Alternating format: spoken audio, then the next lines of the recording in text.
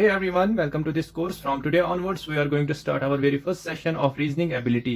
आज से जो हम रीजनिंग एबिलिटी स्टार्ट करने जा रहे हैं, this is one of the subject जो हमारे जेके एसएसबी क्लास 4th के एग्जामिनेशन में पूछा जाता है। टोटल इसमें 4 सब्जेक्ट आते हैं, that is basic mathematics, second is reasoning, third is English and fourth one is the general awareness and science.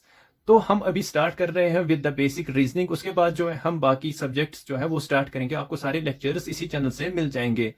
And अगर आप नोट्स करोगे, देखिए सबके सामने जो है यहाँ पे बेसिक्स लिखा है। वो इसलिए लिखा है कि हमें जो है अभी बेसिक ही पढ़ना है, ज्यादा हमें हाई लेवल कॉन्सेप्ट की तरफ नहीं जाना, हाई लेवल क्वेश्चन यहाँ पे सॉल्व नहीं करने हैं, क्योंकि इसमें जो है 10th 12th के भी जो पास आउट है वो इस एग्जामिनेशन में अपियर हो रहे हैं। तो हमें ज्यादा डीप जाने की इसमें जरूरत नहीं है, काफी बेसिक से पढ़ना है और काफी बेसिक सी क्वेश्चन इसमें आएंगे। एंड अबाउट अस कि हमने जो ये कोर्स किस लिए तैयार किया है, because due to the prevailing situation in JNK या पूरे वर्ल्ड की बात करें, अभी पूरा लॉकडाउन चल रहा है, जिसकी वजह से जो है सारे ट्यूशन सेंटर, सारे कॉलेज, सारे एजुकेशनल हब जो है वो सारे बंद हैं। This is problematic for those students who want to crack this examination, या फिर वो स्टूडेंट्स जो अभी पहली बार अपेयर हो रहे हैं इस तरीके के एग्जामिनेशन के लिए, जॉब ओरिएंटेड एग्जामिनेशन के लिए पहली बार अपेयर हो रहे हैं, तो उनको जो है काफी प्रॉब्लम फेस करनी पड़ सकती है। तो ऐसे स्टूडेंट्स को गाइडेंस की जरूरत होती है, ऐसे स्टूडेंट्स को जो है बेसिक समझाने की जरूरत होती है, किस तरीके से हमें प्रिपेयर करना है, कैसी स्ट्रेटेजी रखनी है प्रिपरेशन की। तो वो सारी चीजें जो हमने नजर में रख के ये कोर्स जो है आपके लिए तैयार किया है।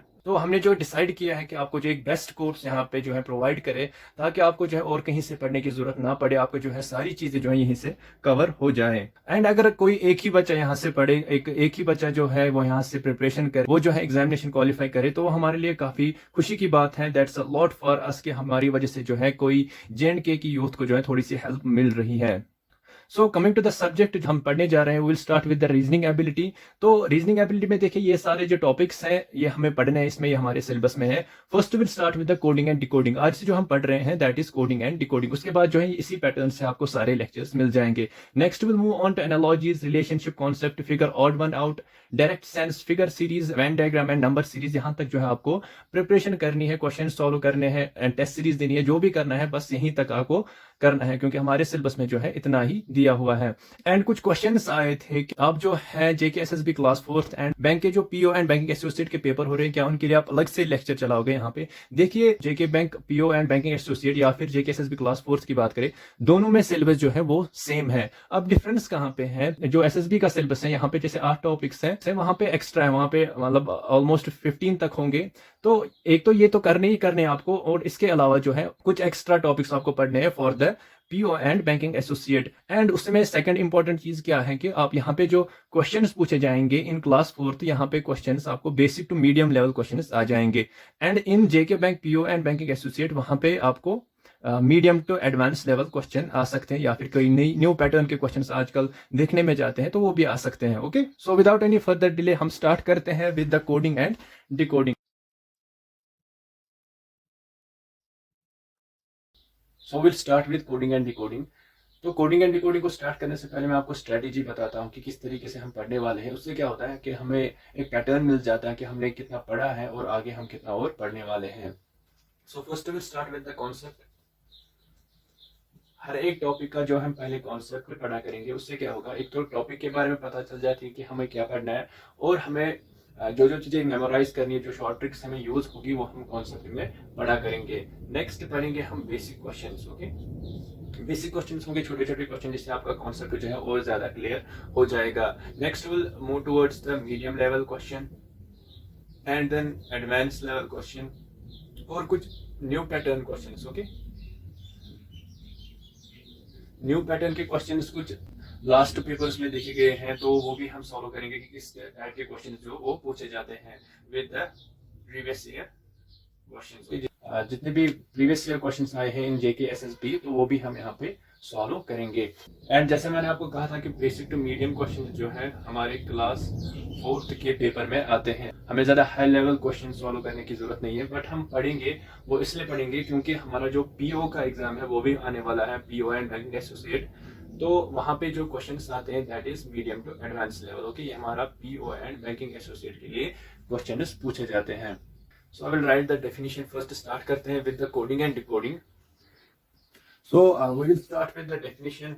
Definition सबसे पहले देखते हैं क्या होती है coding and decoding की। Coding means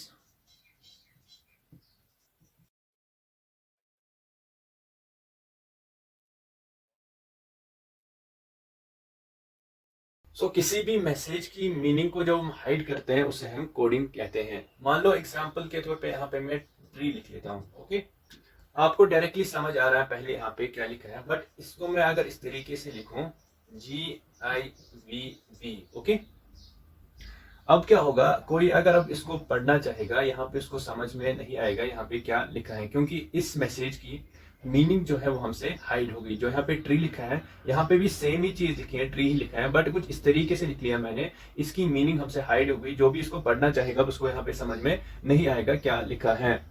हमारी जो कोडिंग होती है वो बहुत सारे तरीकों के होती है, बहुत सारे टाइप्स की होती है हमारी। फॉर एग्जाम्पल, ट्री को मैं नंबर्स में भी लिख सकता हूँ 2018555, and this is the one type of coding. मैं इस तरीके से भी कोडिंग कर सकता हूँ, या ट्री को जो है मैं सिंबल्स में भी लिख सकता हूँ, कुछ इस तरीके से हैश स्टार इक्वल प्लस। तो बहुत सारे टाइप्स की जो है हमारी कोडिंग होती है वो हम सारी आगे देखेंगे। तो ये हमारी जो है वर्ड टू न्यूमेरिक कोडिंग हो गई, ये हमारी वर्ड टू सिंबल कोडिंग हो गई। तो ये मैं यहाँ पे समझाना चाहता था कि कोई भी मैसेज होगी हमारी, उसको हम मैं इस तरीके से लिख लेता हूँ कि उसकी मीनिंग जो है अब हाइड हो गई, तो वो पढ़ने वाले को अब समझ में नहीं आएगा कि यहाँ पे क्या चीज लिखी है। डिकोडिंग क्या होता है?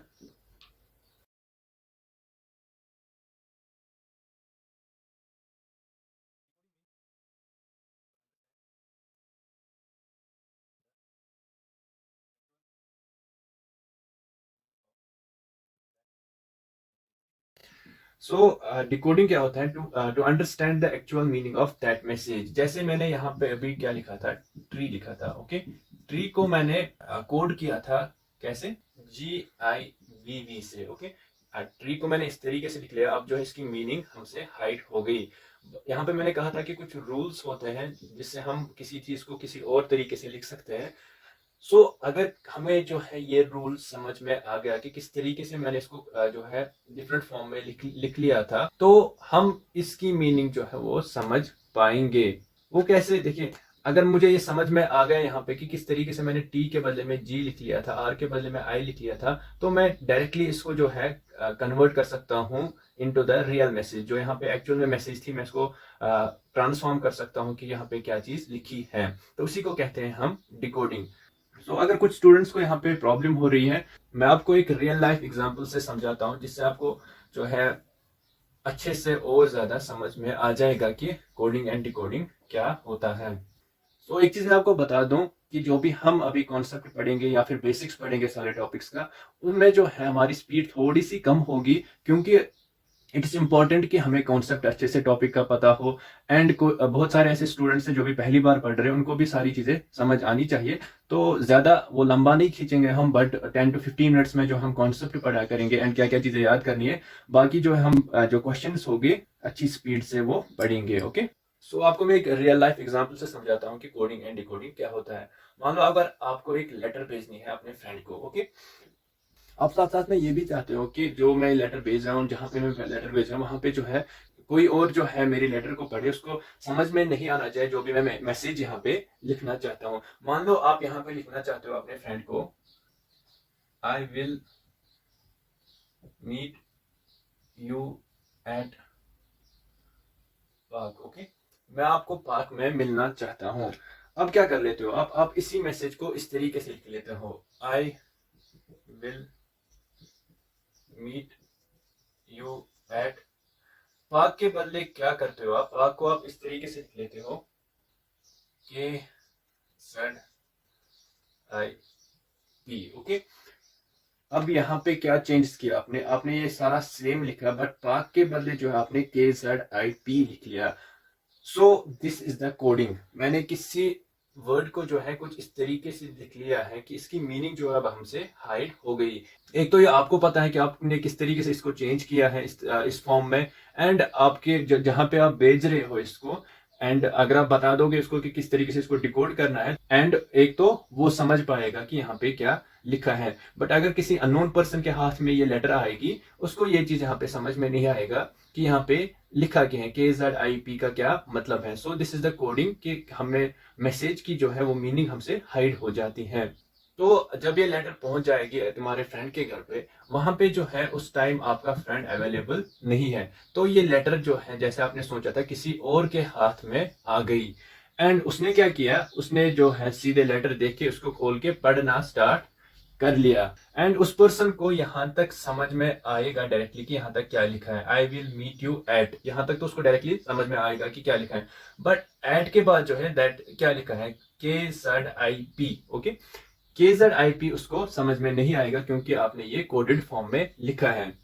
ये आपको पता है एंड आपका जो फ्रेंड है वो इसको डिकोड कर सकता है। बट क्या हुआ कि जिसके हाथ में ये लेटर है उसको भी जो है थोड़ी सी नॉलेज है about the coding and decoding. वो क्या सोचेगा, यहाँ तक तो ये जो है ये ठीक है, बट यहाँ पे कुछ ना कुछ जो है वो प्लेस है। क्योंकि आपने यहाँ पे लिखा है I will meet you at, तो मैं आपको मिलना चाहता हूँ एट जो है, तो कोई जगह होनी चाहिए यहाँ पे। सो वो क्या करेगा, वो ट्राई करेगा कि मैं एक रूल जो है यहाँ पे अप्लाई करूंगा, देखता हूँ कि आंसर तो नहीं आएगा, देखता हूँ कि ये जो है मुझे वो जगह पता तो नहीं चलेगी। वो एक रूल अप्लाई करेगा, वो हमारा कौन सा रूल होता है, अपोजिट लेटर्स का, ओके। अपोजिट लेटर में क्या रूल है कि ए के अपोजिट का जो पेयर बनता है दैट इज द जेड। जो फर्स्ट लेटर एंड जो हमारा लास्ट लेटर है वो हमारा एक पेयर बनाता है। इसी तरीके से बी का जो अपोजिट है, बी हमारा सेकंड प्लेस पे आता है एंड इसका जो अपोजिट लेटर बनता है वो हमारा लास्ट का सेकंड बनता है। तो बी का अपोजिट पेयर वाई होता है, इसी तरीके से सी का एक्स होता है, डी का डब्ल्यू होता है। तो ये हमारे अपोजिट लेटर्स होते हैं। This is the one type of rule कि हम किसी चीज को किसी और फॉर्म में लिख सकते हैं। तो जो जिसके हाथ में लेटर आ गई वो ट्राई करेगा कि मैं यही रूल जो है यहाँ पे अप्लाई करूं, देखता हूं कहीं आंसर तो नहीं आएगा। तो वो के बदले में यहाँ पे वो पी लिखेगा, ओके। तो इसको मैंने केविन पीटरसन से याद रखा कि इनके जो अपोजिट पेयर्स हैं किस तरीके से आते हैं। तो ये मैं आपको आगे बता दूंगा कि किस तरीके से हम अपोजिट लेटर्स जो है वो मेमोराइज करते हैं। सो वो के बदले में यहाँ पे पी लिखेगा। जेड का अपोजिट पेयर कौन सा होता है, हमारा ए होता है, ओके। यहाँ पे वो ए लिखेगा। आई का इसी तरीके से अपोजिट पेयर हमारा आर बनता है, इंडियन रेलवे, तो आई के बदले वो आर लिखेगा। यहाँ पे पी का जो है वो अपोजिट पेयर कौन सा होता है, के, और के का हमारा पी ही होता है, तो पी के बदले वो के लिखेगा। अब जो है वो ये समझ पाएगा कि यहाँ पे एक्चुअली में क्या चीज लिखी गई थी। तो डिकोडिंग यही होती है कि जब हमें वो रूल पता चल जाती है, वो रूल समझ आता है कि किस तरीके से इसको कोड किया गया था, तो हम इसको रिवर्स प्रोसेस से डिकोड कर सकते हैं या वो रूल अप्लाई करके इसका जो मीनिंग है वो अंडरस्टैंड कर सकते हैं। अब हमें जो यहाँ पे KZIP है उसकी मीनिंग समझ आ गई कि यहाँ पे एक्चुअली में PARK लिखा गया था। So that is the decoding, जब हमें रूल समझ में आ गया होता है। सो आई होप कि आपको जो है ये चीज अब अच्छे से समझ में आ गई होगी। तो नेक्स्ट विल मूव टुवर्ड्स कुछ क्वेश्चंस दिखाता हूं मैं कि एग्जामिनेशन में किस तरीके से क्वेश्चंस आते हैं।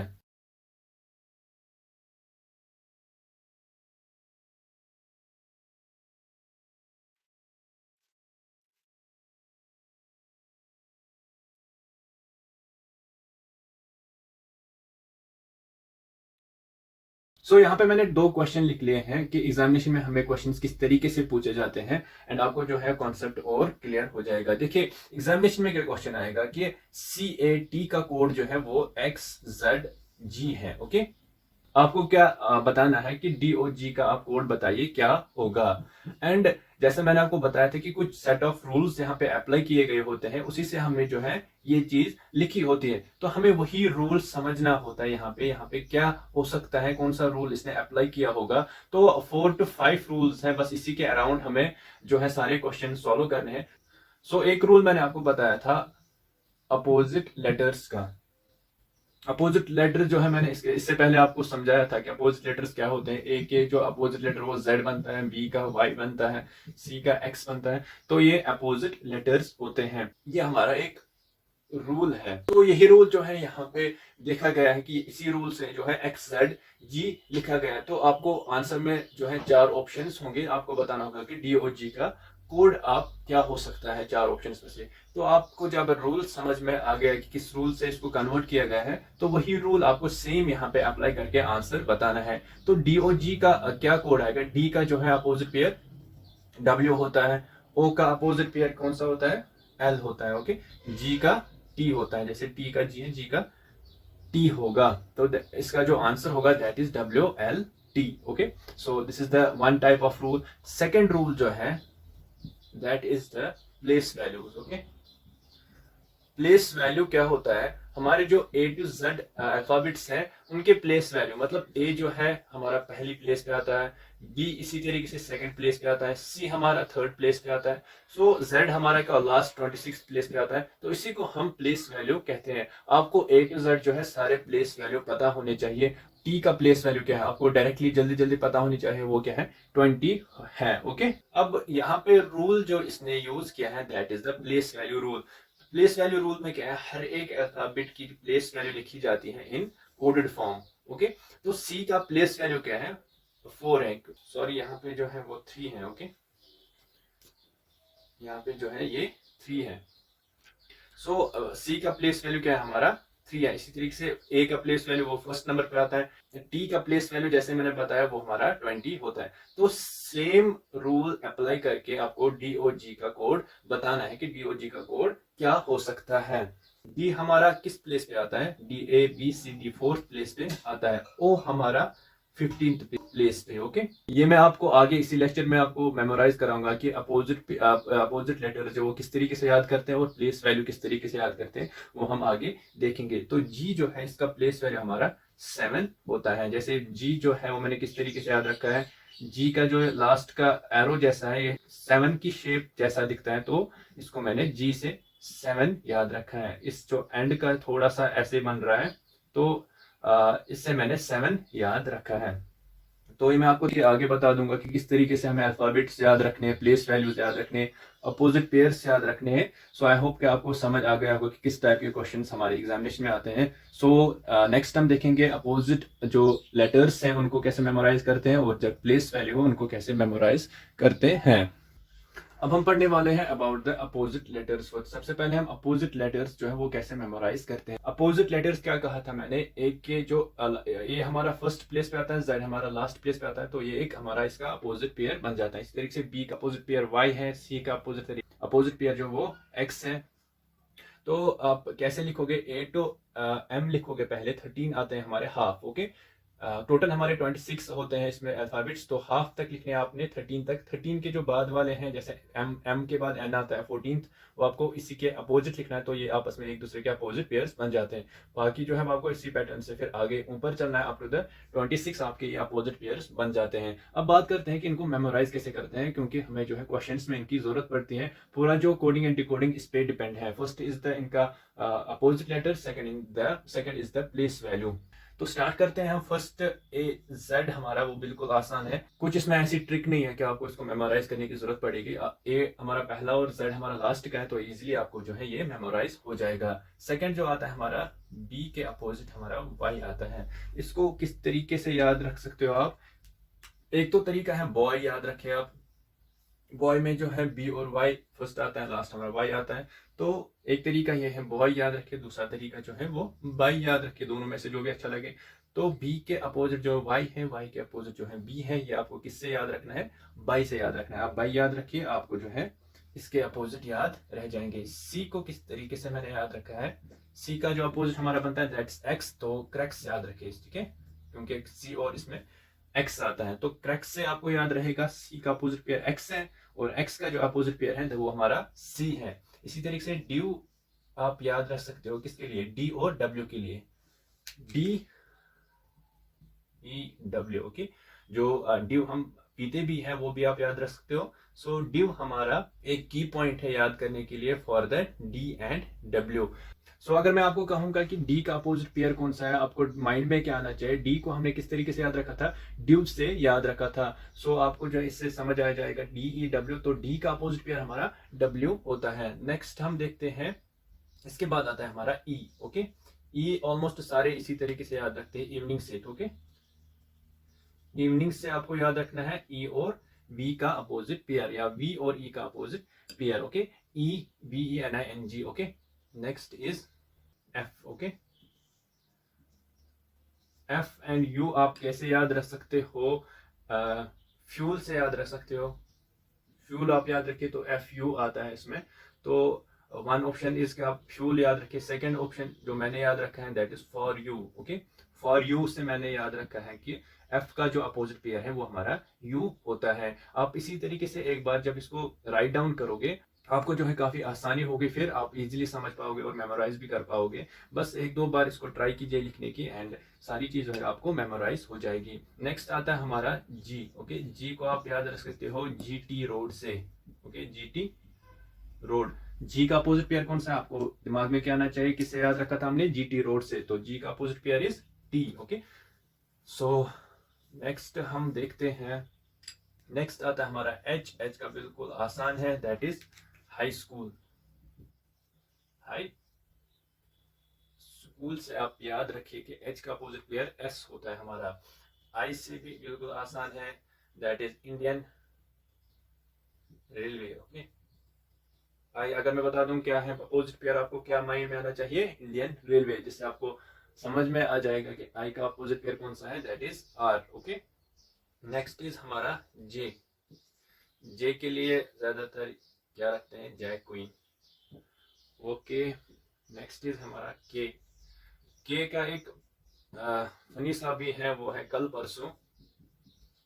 कल परसों से भी याद रख सकते हो, बट मैंने जो याद रखा है that is Kevin Pietersen. Okay, Kevin Pietersen is one of my favourite player, तो उसी से मैंने के और पी का जो है वो अपोजिट पेयर याद रखा है। तो कोई भी मुझसे कह रहा है पी का अपोजिट पेयर कौन सा है, तो पी मुझे क्लिक करता है दिमाग में कि वो किस में आता है, केविन पीटरसन में आता है। तो इसका पहला वर्ड है केविन, तो इसका जो पी का अपोजिट पेयर है दैट इज के। एल को याद रख सकते हो आप लो, लो से याद रख सकते हो, लव से याद रख सकते हो, या फिर मैंने जो याद रखा है मैंने लाइट ऑन रखा है। Okay, lights on. Light on से मुझे याद पड़ता है कि एल और ओ का अपोजिट पेयर क्या है। सो एम और एन का भी बिल्कुल आसान है, दैट इज मैन। मैन से आप याद रख सकते हो एन का अपोजिट पेयर क्या है, एम है, और एम का एन है। ओके, सो ये सारे हो गए हमारे अपोजिट पेयर्स, उनके शॉर्ट ट्रिक्स किस तरीके से हमें याद रखने हैं। आई होप कि आपको समझ आ गया होगा। सो नेक्स्ट जो हमें देखना है that is the place values. Okay,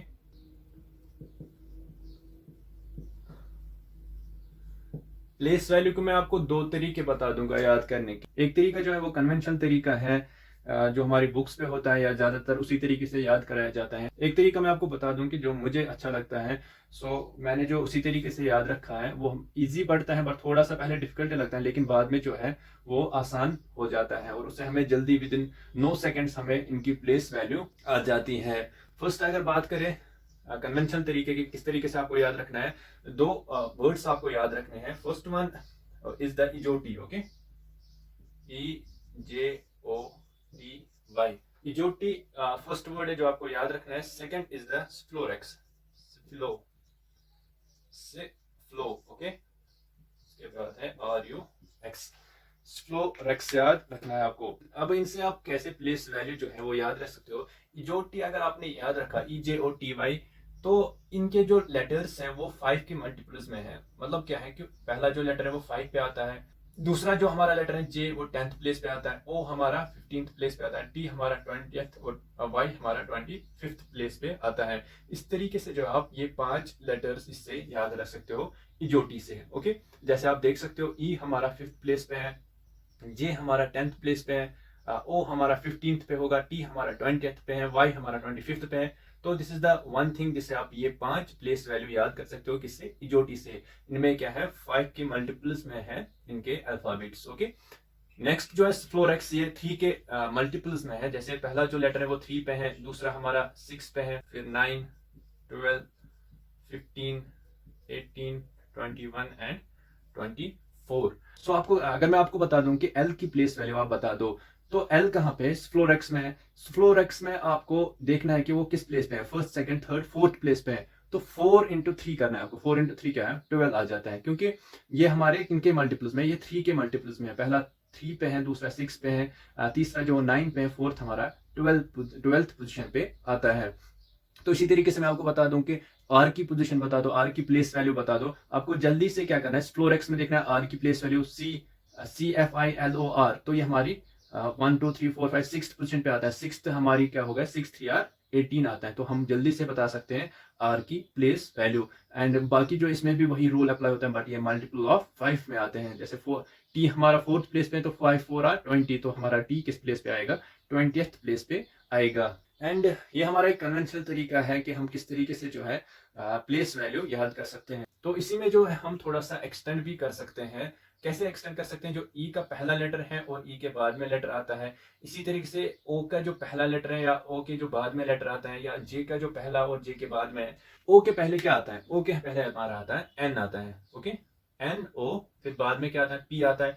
तो ओ का तो हमें पता है किससे, इजोटी से आता है। ओ का प्लेस वैल्यू क्या है, 15, तो 15 से पहले एन आता है, एन का क्या होगा फिर 14 होने वाला है। इसी तरीके से ओ के बाद का भी रख सकते हैं, ओ हमारा 15 पे, ओ के बाद हमारा पी आता है, तो पी का 15 और 16 होगा।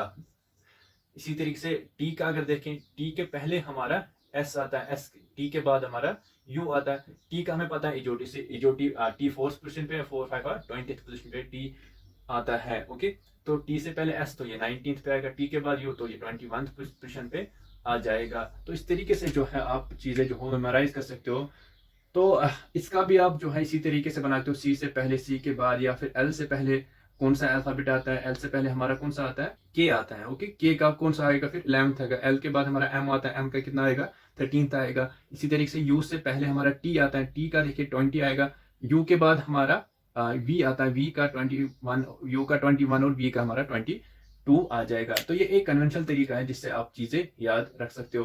सो अगर आप एक दो बार इसको प्रैक्टिस करोगे, आपको जो है डेफिनेटली चीजें याद हो जाएगी, इनकी प्लेस वैल्यूज जो है वो याद हो जाएगी। First one is the इजोटी, second is 4x। So this is one of the way.